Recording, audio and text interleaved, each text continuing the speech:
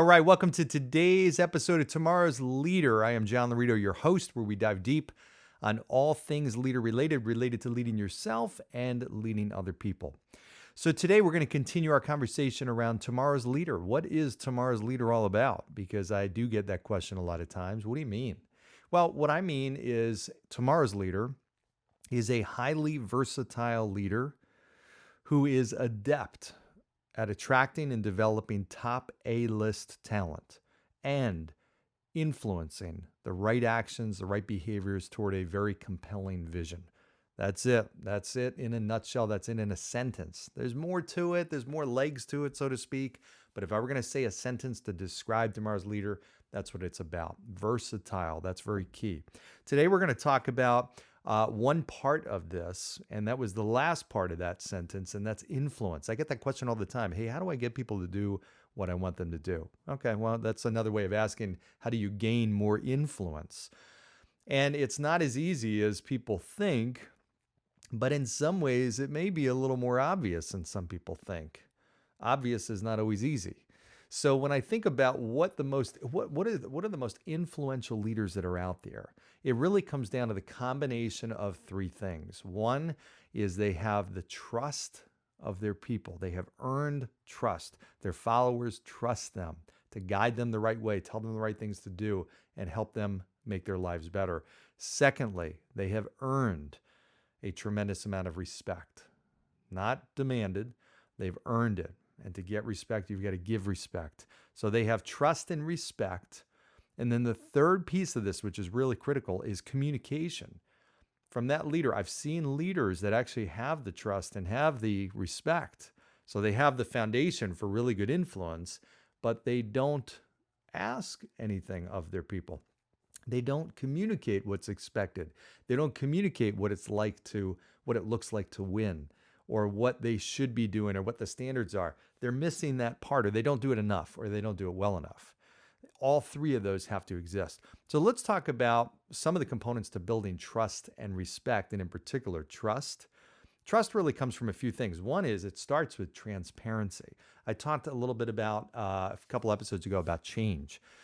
One of the most important things a leader can do is really be fully transparent. As a leader, you will never get everybody to agree with you and like your decisions, love your decisions, whatnot. They may hate your decisions at some point. You may be very unpopular. Every leader goes through that. Okay, unless you are an appeal-based leader, in which case you're not going to be in your role very long if you're just trying to seek approval from everybody.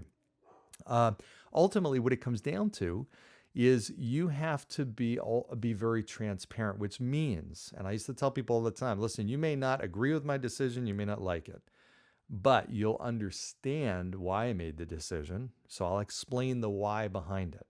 And I'm hoping from that, I'll gain your support. Even though you don't agree with it 100%, I really need your support. And that ultimately, that transparency, where people felt like, okay, they were really hearing the real deal. I wasn't beating around the bush. I wasn't giving them a spin job. It was truly reality. Whether they liked it or not, sometimes they didn't like the message, but they knew they were going to get the real deal. That to me is the ultimate of transparency. Transparency is also not having any kind of hidden agenda, nothing where you're making these side deals and everything. I see leaders that are kind of doing things that they know don't abide by their principles and philosophies and the culture and the expectations, but they're doing something to appease somebody and they're trying to keep it hidden. You know what? It doesn't work. It always backfires. Transparency is you lead in a very open manner, in an open style, in an open environment. Secondly, authenticity. I see leaders all the time trying to be somebody that they're really not. I suffered from this. You heard me talk about this, where I felt I had to be somebody different in work and out of work. And I really was. I felt like I had to be like my boss because he was very successful, but he was very hardcore and blah, blah, blah, blah, blah, blah. Well, that wasn't me at that time. That wasn't who I was. I was trying to be like that. Because of that, they were literally two very different people. And I remember when people started to see that, they were kind of confused. They're like, I don't get it. Who is this guy? And when that question comes up, then it's more about distrust.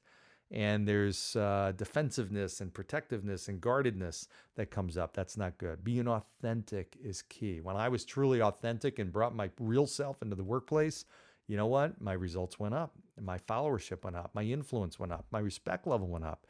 Totally different than what I thought. Third is empathy. And I think a lot about empathy. Empathy is the ability to see and understand how others feel and their perspectives. And I don't look at this as just a great human trait, because it is. It really is. But it ultimately really does make you a great leader, a better leader. And partly because it is such a great, desirable human trait.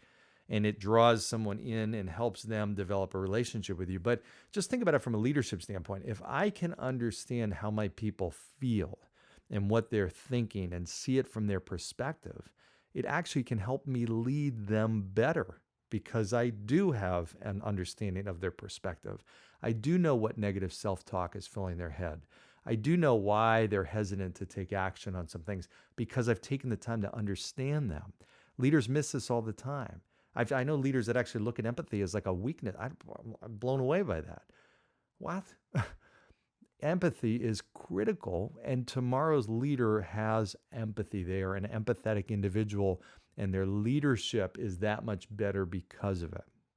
Okay, number 4, they understand their people, not just understanding from an empathetic standpoint, but they really know their people.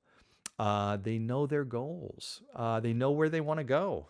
They really do. I've asked leaders, hey, you got this top A person over here. What's their career goal? What do they want to do? I don't know. Well, why don't you know? Isn't this person important to you? Would you not? Is it important for you that your boss, if you have a boss, understands what you want to accomplish and where you're trying to go? Wouldn't you want to be that person and do that for that individual and all your people? Absolutely. That's critical. Simple question that I used to ask or do ask all the time is, and this was from Dan Sullivan, strategic coach. If we're sitting here from 3 years, if we were sitting here 3 years from now, and you're extremely happy, personally, professionally, with what you've accomplished and the progress you've made, what's happened? It's a great question. Awesome question. So it's the shortest question with the longest answer, and that's exactly what you want. Number 5, challenge them. This is the ask. This is the communication. Okay, you've earned the trust. You've earned the credibility. Now it's time to really put the tasks out there. Challenge them. Stretch them. Your A people need to be stretched. It's not good enough. If you've got somebody, you're leading a track team, you know somebody can run a 6-minute pace, per minute pace, and you're recognizing them when they're doing a 7-minute pace. Yeah, okay, maybe that's better than most people for sure, but that's not as good as they can do, and they know that. And all of a sudden they feel like, okay, I'm getting rewarded for mediocrity. They need to be challenged. They need to be pushed. Okay, stretch them. Put sometimes more on their plate than you think they can handle. Your best people will surprise you. They really will. Give them a task that's totally outside of their realm. Give them an opportunity to show you what they can do. Give them an opportunity to really, test them. Give them an opportunity to really have them test themselves. That's what great people need. Lastly, keep it simple.